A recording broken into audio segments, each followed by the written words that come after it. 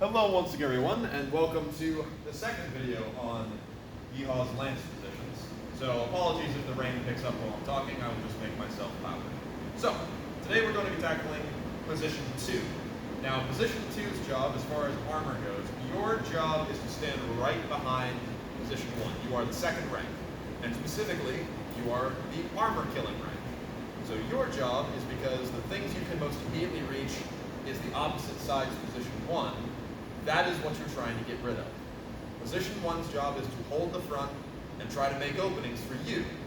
Your job is to take those openings from a place of relative safety behind position 1. Position 2s are also the only people that I am giving heavy weapons to. So what do I mean by heavy? This is in the rules. These are things that kill armor. Even if it's your axe, if you show up and I don't trust you to play as a position 2, you're not using it, but I've gone into that before. If you want to play as a position 2, the main things you need to focus on are being able to strike accurately, correctly, and also to be very judicious. So I'll actually put down like what the qualifications are for being 2, but generally it's showing me that you can strike with control from range and that you can fill the role. You know your job. You're not out there trying to hit people as hard as you want, because that'll get the axe taken out of your hand very quickly. So, what kind of weapons are we looking at? Generally, it's going to come down to pole axes and halberds. You notice these are both a little bit taller than me.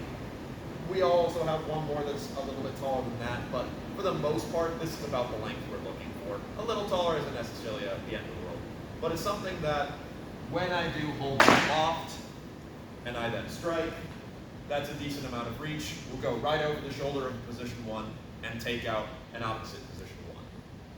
Now, because of this, what you really need to focus on as far as your armor setup is you're standing behind someone else.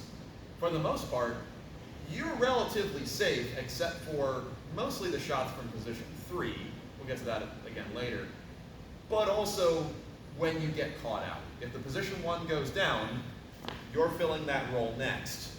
If you need to, you're going to need pretty much waist up armor is what's expected. Now you can totally fulfill the position 2 role with less gear. We had people do that last year, sometimes to great success. As long as you're patient and hide behind that armor, you can do a pretty good job. But the general pieces I'd recommend are some form of helmet. This is also where open-faced helmets tend to shine because you get a lot of good visibility, but of course still that protection on top, of course making sure turret plate is safe. Generally speaking, some form of breastplate or chest protection because you are most likely going to get killed by a thrust if anything else. Mail, generally a good idea, but not necessarily as required. And then generally you're going to want some form of gauntlet because the thing that goes closest to the enemy is going to be your hands. Most times of our position 2s that we had last year, we're generally wearing about that setup. A helmet, a breastplate, and then gauntlets. And at minimum, that did pretty well. Because for the most part, it's the thrusts that take you out. Now, as far as weapons goes, we have a couple variety of heads. This year I'm going to be segmenting things a little bit, and I'll go into more detail about it in a bit of a rule redux / add-on. But the idea is we're looking for, heads like this, either from Arkham or Helgi. We've also got, things like this that have enough mass behind them that they can cut and be felt through a helmet, so that's all good. No steel, of course, but as for which head you go for, it's kind of up to you. It doesn't really necessarily matter. Certainly you get more hooking options, etc., with something like a halberd or the other style of poleaxe than you do with the H.A.W style head. But on the other hand, this has a nicer percussive point, so when you strike people, they will possibly feel it better without you needing to strike them as hard, which is something to consider. Now,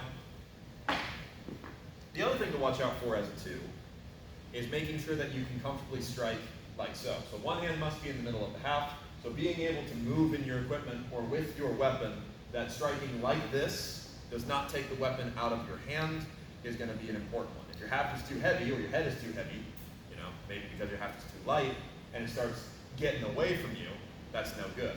So it needs to be something that's nice and comfortable for you to be able to drive it down without much difficulty.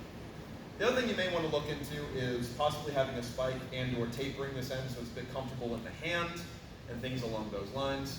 And of course, in the event that you run into anyone who is more lightly armored than you, you're going to be using the point. So make sure you've got something on the point.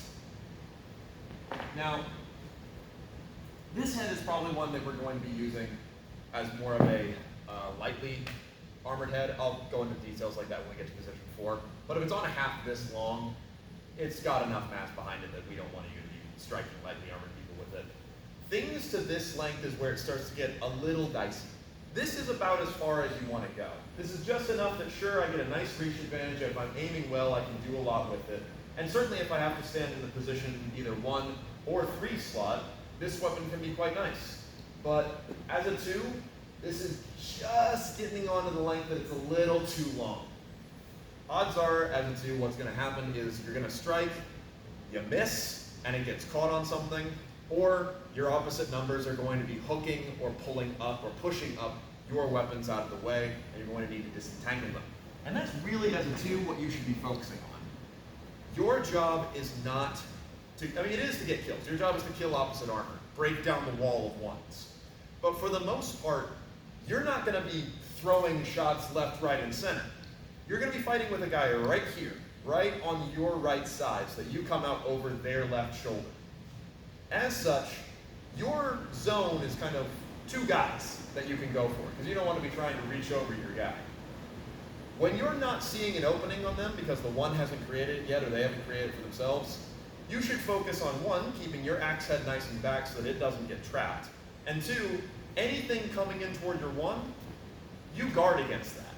You protect the top of their head because you are the best suited to do so. The other thing, of course, that you can look for is any weapon that gets left out in space, pushing it up is generally much better than trying to bring it down.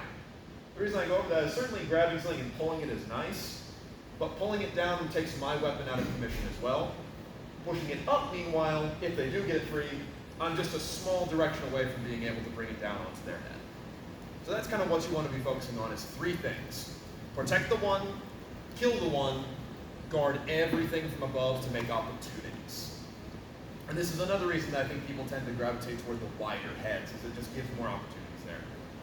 In events where you're fighting more as an individual, then having the slightly longer half can be nice, of course, because then you've got a slightly longer spear, which is a little bit heavier.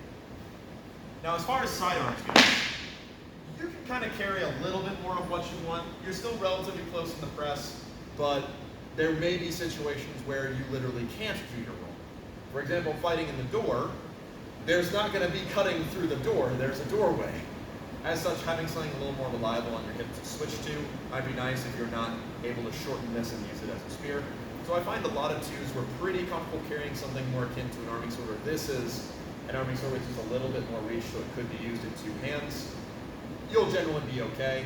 Where you put it, I do recommend don't have it tight up on your hip because you are still going to be standing relatively square and that's poking your buddy.